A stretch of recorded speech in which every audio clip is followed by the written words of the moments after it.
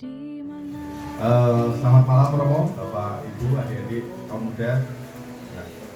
Sedikit sharing dari kami, keluarga kami mengenai bahasa kasih. Nah, saya mau cerita sedikit. Jadi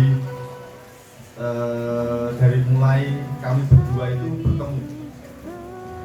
Dulu kami sekantor, masih di Kudus waktu itu.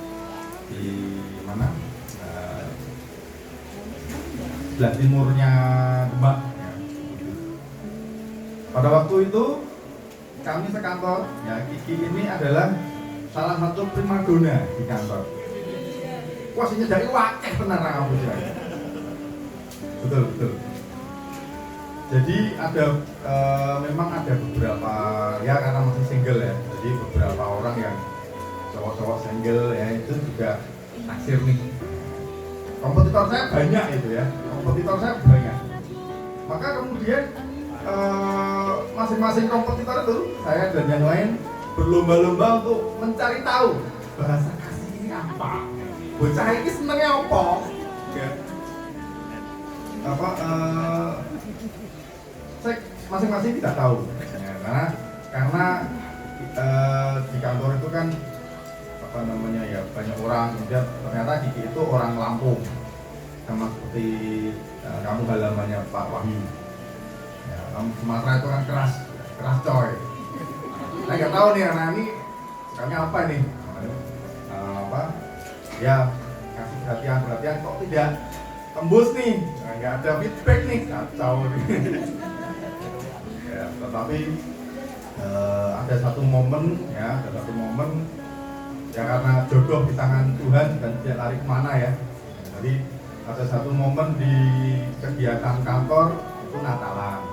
Ya Natal juga orang-orang Kristiani jadi melu juga. Kompetitor saya ikut terus itu. Ya. Yang mau mendekat itu ya banyak gitu. Jadi Natalan bagi melu menang, main terjadi melu menang. Nah, jadi tapi ada satu momen ketika kami dalam satu acara kantor bertemu gitu ya, sharing ya sama seperti kegiatan kita itu sharing nyanyi Natalan ya.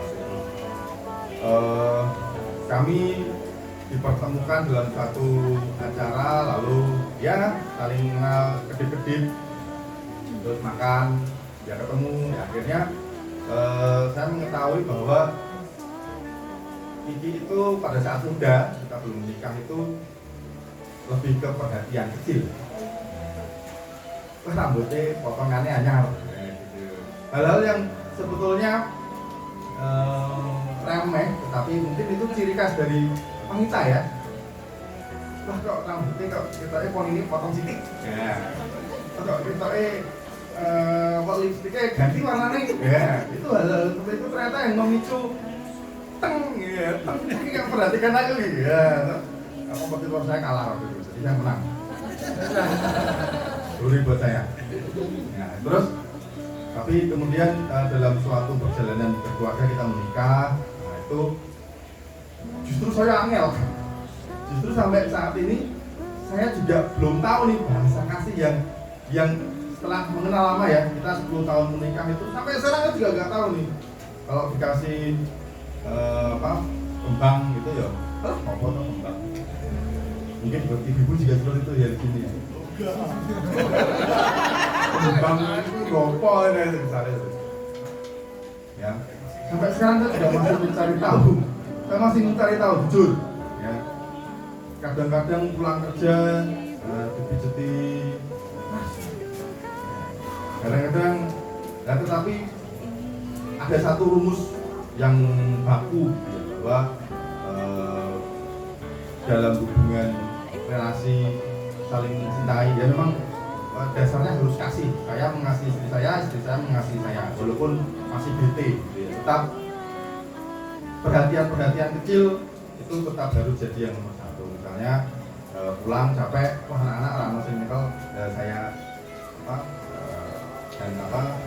diurus, saya ngurus. Anak-anak saya masih kecil, masih 6 yang satu kelas 4 yang satu ya, jadi perhatian seperti itu, pijeti kecil-kecil ya, kemudian anak-anak diurus.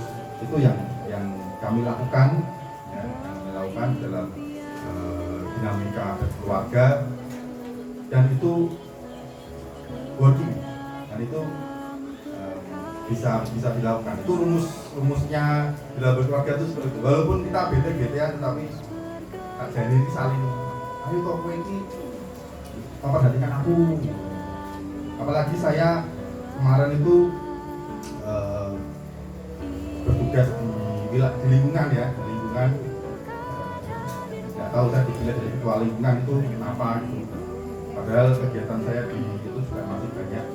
Nah, kadang-kadang itu menjadi sedikit dan apa ya, batu pengganja gitu ya, mungkin Bapak Ibu ya, pasangannya aktif di gereja atau di lingkungan seperti itu.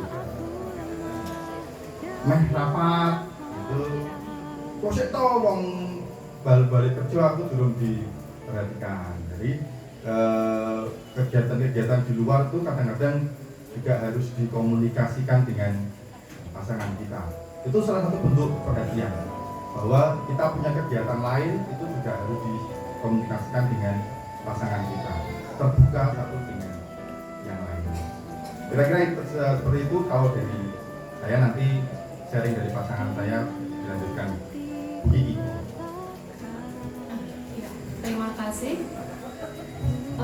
Bentuk bahasa kasih sebenarnya sampai saat ini pun kita masih sama-sama saling mengenal. Di usia 10 tahun pernikahan, kami itu masih saling mengenal, menggali, mempelajari satu sama lain. Sebenarnya gimana tuh cara mentreatment suami saya, itu sebenarnya sampai saat itu belum ketemu kuncinya.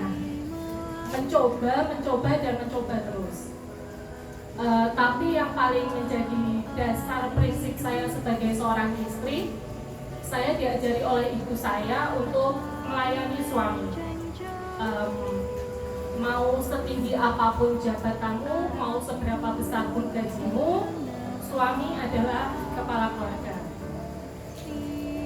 Kamu harus ngajeni, harus menghormati, harus melayani. Jadi saya juga berperan sebagai pendamping ketika suami saya mungkin stres dengan pekerjaan, stres dengan kegiatan lingkungan. Disitulah peran saya sebagai seorang istri untuk mengisi, memahami. Jadi kowe ngopo to? Kok nang omah isine wong bete to. Seharian sudah kerja dengan kegiatan rumah. Stres di kantor itu jangan dibawa ke rumah. Disitulah peran seorang istri untuk mendampingi suami saya. Suami saya juga itu kan orangnya keras ya. Saya juga aslinya keras, sama-sama keras. Sampai saat ini pun kita masih sama-sama belajar untuk saling menekan ibu. Sulit, jujur sulit sampai hari ini itu masih sama-sama belajar ya. Ya, betul. Ya, intinya itu tadi, saling memahami. Ketika suami lelah, ketika suami stres, disitulah kita mengambil bagian, masuk celahnya gimana caranya.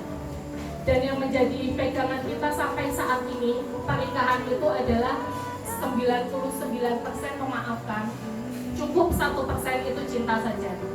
Jadi cintanya tidak usah banyak-banyak. Cinta 1%, 99% memaafkan. Itu kita praktekkan di kehidupan rumah tangga kita. Jadi tengah suatu hari kita itu lagi bertengkar ya. Kalau bertengkar itu mencari siapa yang salah mesti menunjuk, nggak pernah ini salahku, itu jarang sekali kita introspeksi seperti itu ya. Jadi waktu itu saya sebagai seorang istri kowe ini salah. Kowe salah. Kowe salah, nggak ada barbarnya. Kowe salah. Itu sampai berhari-hari kita ribut lah. Sampai suatu hari saya pribadi introspeksi. Iki nek ngene terus ora ono bare, ora ono ujunge. Sampai akhirnya ketika di kantor itu ya saya harus mengalah. Akhirnya saya inisiatif ya wis nek emang dia salah ya sudah. Tugas saya adalah itu tadi 99% adalah memaafkan. Simpel, bahasa kasihnya saya cukup beli Grab, Starbucks. Saya minta tuliskan sama masnya, Mas, tolong nanti di gelasnya ditulisin ya, I love you Bab. 99% forgiveness, 1% itu loh. Dan itu bekerja. Pulang kerja saya dijemput, ya suami saya meluk, kita maafkan, dan ternyata simpel, 99% memaafkan, cukup 1% cinta. Itu yang sampai saat ini kita praktekkan di kehidupan rumah tangga kita.